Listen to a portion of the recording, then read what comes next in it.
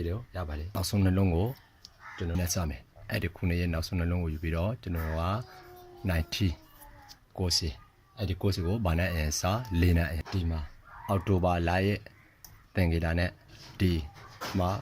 ရဲ့ပြီးတော့နောက်တစ်ခုကျန်တာကကျွန်တော်ဒီ1990ဆိုတာကျွန်တော်ဒီ1900ကနေ1990ခုနှစ်တိဖြစ်တဲ့တော့သူကိုဘာလို့ရောသူကို0ပြီးတော့ကျွန်တော်ကဒီအောက်တိုဘာလရဲ့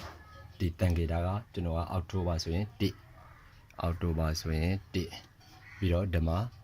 16ရက်အဲ့ဒီ16ရက်ကိုပါအကုန်လုံးဘာလုပ်မလဲဆိုတော့ကျွန်တော်ကအဲ့ဒီနေ့ကဘာနေလဲဆိုတော့အင်္ဂါနေ့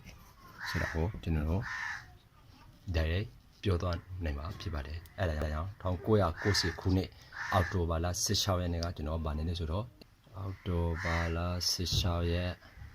စက်တင်ဘာအောက်တိုဘာအဲ့ဒီဖြစ်ပါတယ်ဒီမှာပါအင်္ဂါနေ့ဆိုတော့